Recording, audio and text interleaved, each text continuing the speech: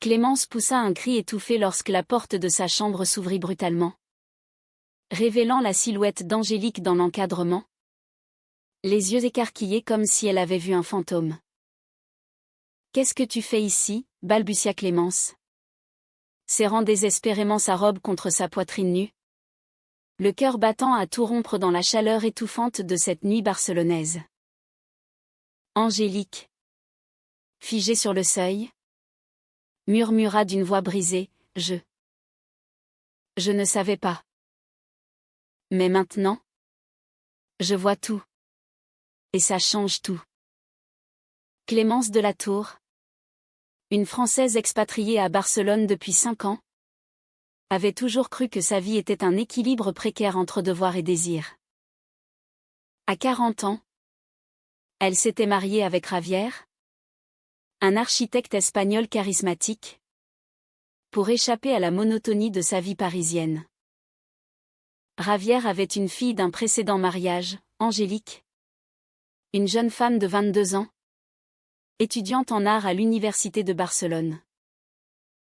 Angélique était belle, avec ses cheveux noirs cascadant comme une rivière d'encre, ses yeux marrons intenses qui semblaient percer les âmes, et une peau mate héritée de ses racines andalouses. Clémence, avec ses cheveux châtains ondulés et ses yeux verts hérités de sa mère normande, se sentait souvent fade à côté d'elle. La maison qu'ils partageaient était une villa moderniste perchée sur les collines de Sarria, avec vue sur la Sagrada Familia qui scintillait au loin comme un rêve inachevé de Gaudí.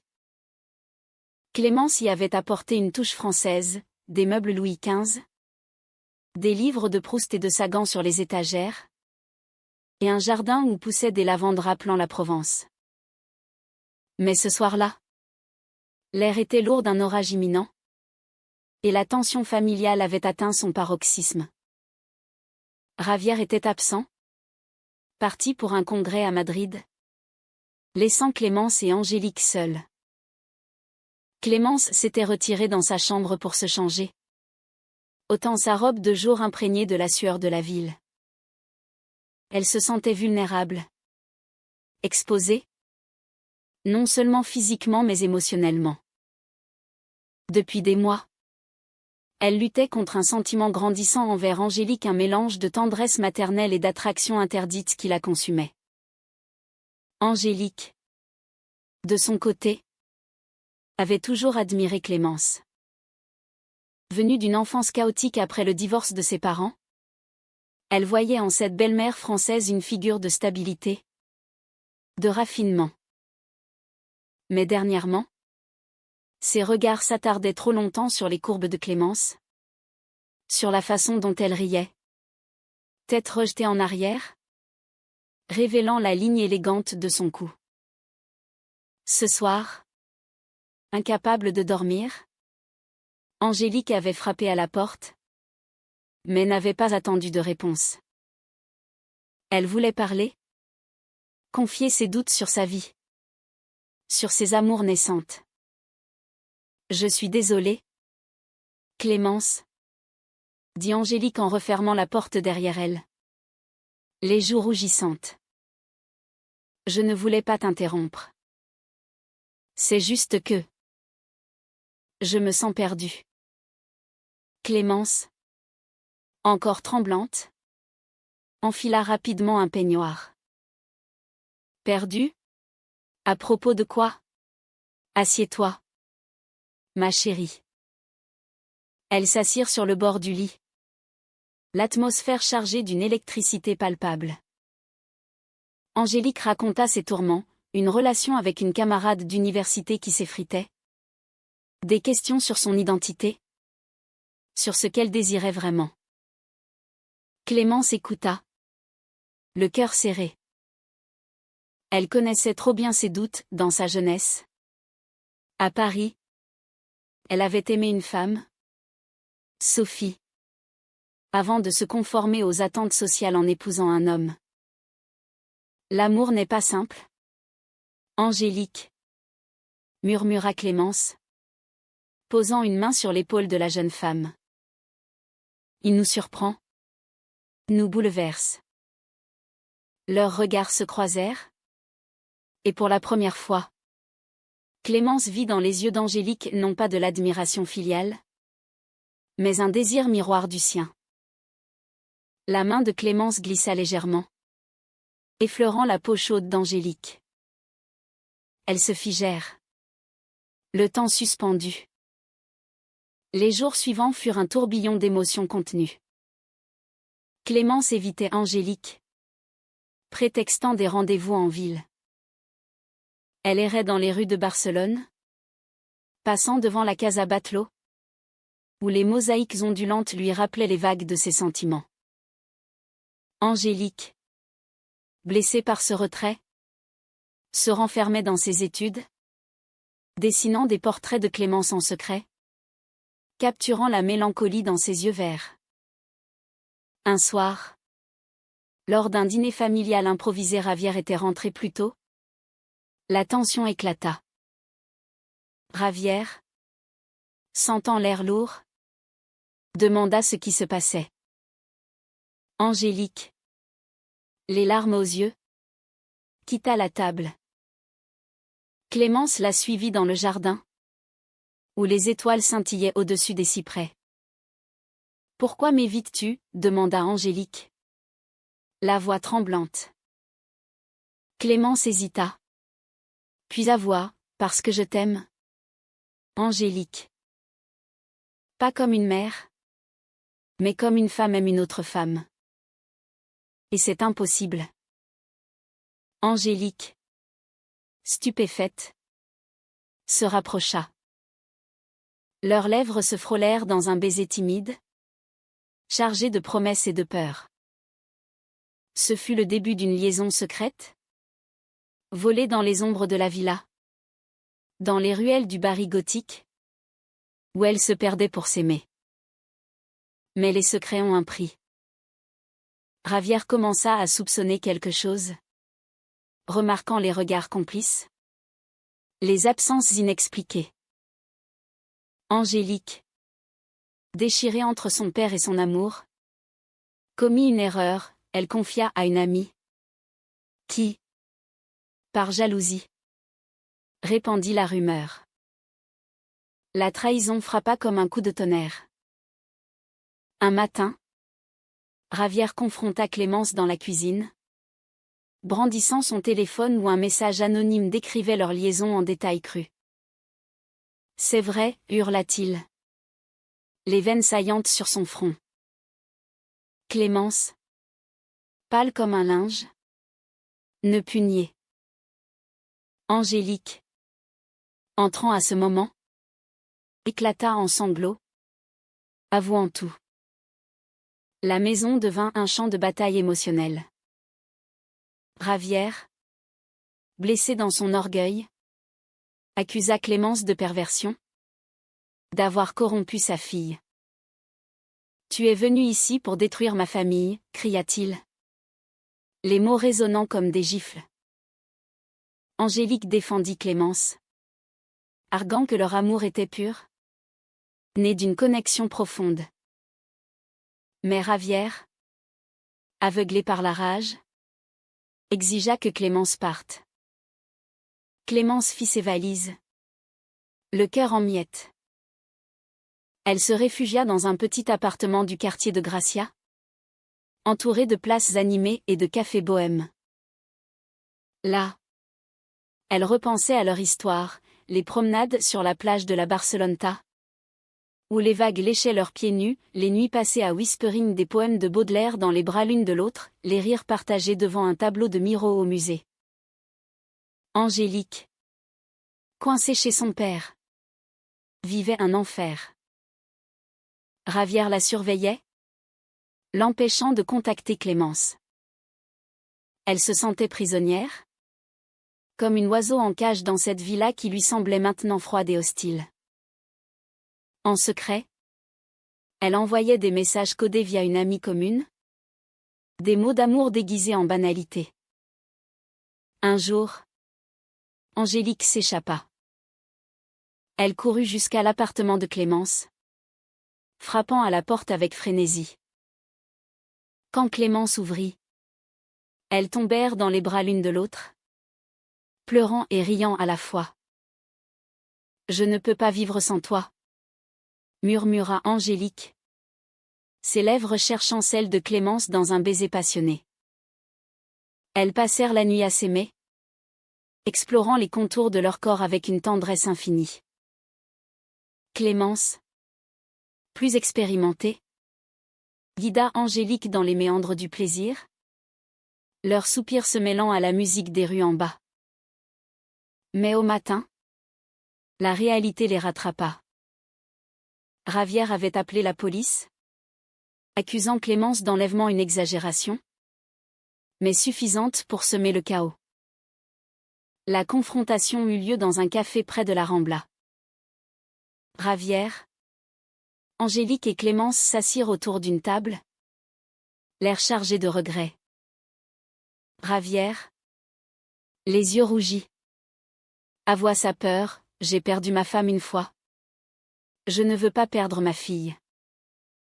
Angélique, tenant la main de Clémence sous la table, plaida pour la compréhension. Papa, l'amour n'est pas un choix. C'est ce que je ressens. Clémence, avec sa sagesse française, parla de tolérance. Citant Voltaire: je ne suis pas d'accord avec ce que vous dites, mais je me battrai jusqu'à la mort pour que vous ayez le droit de le dire. Elle expliqua que leur amour n'était pas une menace, mais une vérité qu'ils devaient accepter. Ravière, touché, accepta une trêve. Il ne pardonnerait pas immédiatement, mais il laisserait Angélique choisir sa voie. Les semaines suivantes furent un lent processus de guérison. Clémence et Angélique vivaient leur amour au grand jour, affrontant les regards curieux de la société barcelonaise. Elles participaient à des événements LGBT, trouvant une communauté qui les soutenait. Pourtant, une nouvelle ombre plana, une ancienne amante de Clémence, arrivée de Paris, sema le doute. Sophie, belle et manipulatrice, contacta Angélique, lui racontant des mensonges sur le passé de Clémence. Angélique, jeune et insécure, commença à douter. Et si tu me quittais comme tu l'as quitté, demanda-t-elle un soir, les larmes coulant sur ses joues. Clémence, blessée, jura sa fidélité. Mais la graine du doute avait germé. Angélique, dans un moment de faiblesse, embrassa une amie lors d'une fête, un acte de rébellion qui fut rapporté à Clémence. La trahison fut dévastatrice. Clémence, confrontant Angélique, pleura: comment as-tu pu? Après tout ce que nous avons traversé? Angélique, repentante, expliqua que c'était une erreur, née de la peur. Elles passèrent des nuits à discuter, à reconstruire la confiance, apprenant que l'amour vrai exige du pardon. Le haut trao arriva lors d'un voyage à Séville, où elles espéraient se retrouver. Dans les jardins de l'Alcazar, entourés de fontaines murmureuses et de palmiers majestueux, Angélique avoua tout: j'ai eu peur. Clémence, peur que notre amour soit trop beau pour durer. Clémence, touchée, l'embrassa sous les arches mauresques, scellant leur réconciliation. Mais Ravière, apprenant la trahison d'Angélique, vit une opportunité de les séparer. Il invita Angélique à un voyage père-fille en Andalousie, prétextant une reconnexion familiale. Angélique accepta, espérant apaiser son père. Pendant ce temps, Clémence resta à Barcelone, rongée par l'anxiété. À Grenade, devant l'Alhambra illuminée, Ravière confronta sa fille: elle te détruit. Angélique, reviens à la raison. Angélique, Déchirée, pleura dans les bras de son père. Mais son cœur appartenait à Clémence. Elle rentra précipitamment, jurant de ne plus douter. Leur amour s'approfondit, devenant une source de force. Elles explorèrent ensemble les marchés de la Boqueria, goûtant des tapas et des vins catalans, riant comme des adolescentes. Clémence enseigna à Angélique la cuisine française, des crêpes Suzette, des coques au vin, symbole de leur fusion culturelle. Pourtant, la société n'était pas toujours bienveillante. Des amis de Ravière les ostracisèrent, murmurant des jugements. Angélique perdit une bourse d'études à cause de rumeurs. Clémence, solidaire, l'encouragea à persévérer. L'amour nous rend forts, ma chérie. Un soir, lors d'une manifestation pour les droits LGBT à la Plaça de Catalunya, elles se tinrent la main, entourées de drapeaux arc-en-ciel. C'était un moment de libération, où leur histoire personnelle se fondait dans un mouvement plus grand. Mais le destin frappa de nouveau. Ravière, malade d'un cancer non détecté, appela Clémence à son chevet. « Prends soin d'elle », murmura-t-il, acceptant enfin leur union. Sa mort fut un choc, unifiant la famille dans le deuil. Angélique, dévastée, trouva du réconfort dans les bras de Clémence. Elles pleurèrent ensemble, se rappelant les bons moments avec Ravière. Le deuil les rapprocha, transformant leur amour en un lien indéfectible. Des mois plus tard, elles décidèrent de se marier symboliquement dans une petite chapelle de Montserrat, surplombant les montagnes catalanes. Vêtues de robes blanches simples, elles échangèrent des vœux sous le regard bienveillant de la Vierge noire. « Je t'aime pour l'éternité », dit Clémence, les yeux brillants. Leur vie devint un témoignage de résilience. Angélique termina ses études, devenant une artiste reconnue, exposant des toiles inspirées de leur histoire. Clémence écrivit un roman autobiographique, capturant les nuances de leur amour avec une prose poétique à la française. Les années passèrent, apportant des joies et des épreuves. Elles adoptèrent un enfant, une petite fille nommée Sophia, symbolisant leur engagement envers l'avenir. Sophia grandit entourée d'amour, apprenant l'espagnol, le français et les valeurs de tolérance. Mais l'âge apporta des défis.